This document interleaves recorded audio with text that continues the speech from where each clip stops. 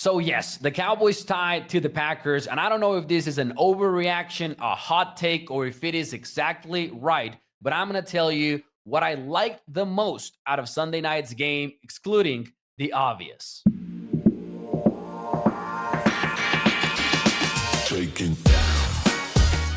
Hey, what is up, everyone? It is Mauricio Rodriguez here at ATOZ Sports Dallas, and today we are talking Cowboys Packers. One day later, I still don't know how to feel about tying to the Packers 40-40. On the one hand, sure, you're upset at the defense. You're upset at that football not bouncing upwards to run out the clock to 0. You're upset at the fact that this loss does very little to boost your playoff odds. And on the other, you're excited about many things. You're excited about how Dak Prescott played. You're excited about George Pickens standing out without CeeDee Lamb on the field. You're excited about Javonte Williams having the big game that he had, especially if you played our Underdog Fantasy Play of the Week, by the way. Play Underdog Fantasy, just $5 and receive an additional $100 in funds by using promo code ATOZ. Every weekend on our social media, you'll get my Underdog Fantasy Play of the Week. And again, sorry to insist, but we're excited about how Dak Prescott played. How can you not be? As Cowboys head coach Brian Schottenheimer said post-game, there might not be a better quarterback in football right now. But all of that is the obvious. And I wanted to talk about something else that really excited me about Sunday's game that I don't want to be overlooked. And that is the fact that I'm getting this feeling Brian Schottenheimer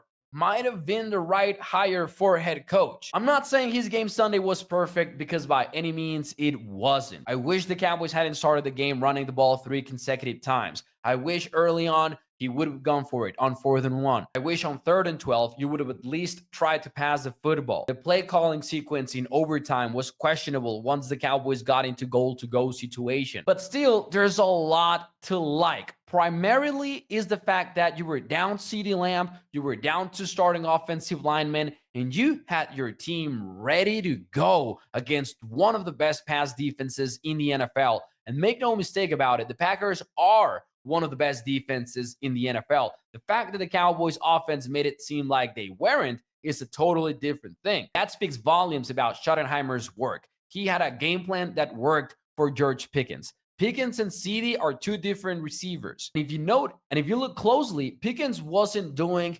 exactly what Lamb was doing before. He won in his own way because Schottenheimer made that game plan happen. He won from the outside a lot, frequently. In the red zone, you had a play where Jake Ferguson motioned out into open space, and then he was schemed open for a touchdown. That is coaching, getting your best playmakers some space. Football is all about space, and Schottenheimer made that happen in the red zone. After that spectacular catch by George Pickens down the sideline, the perfect play call, right? Dak Prescott takes the snap, looks over to George Pickens to fake the fade, and then runs into the end zone for the touchdown. Again, I'm not saying it was perfect, because some play calling sequences we did not like, but it was good overall. And then there's the details. Micah Parsons had 10 pressures according to Pro Football Focus, yet it didn't really seem like so, and that's also because of the game plan. Dak Prescott was getting rid of the football quickly. Cowboys had bootlegs away from Parsons. The Cowboys had screen passes that were successful,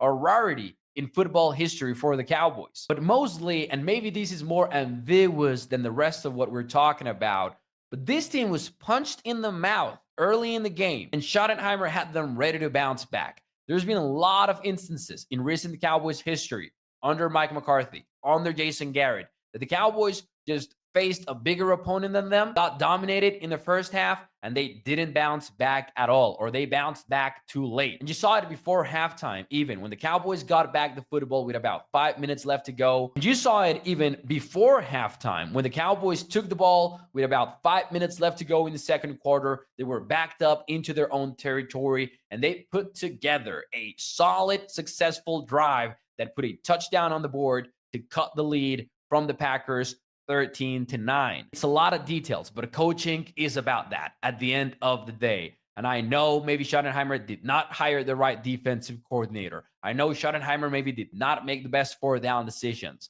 I know he's got a long way to go. 4 weeks into his career as a head coach, and I'm feeling like maybe the Cowboys prove us wrong about who he is as a head coach.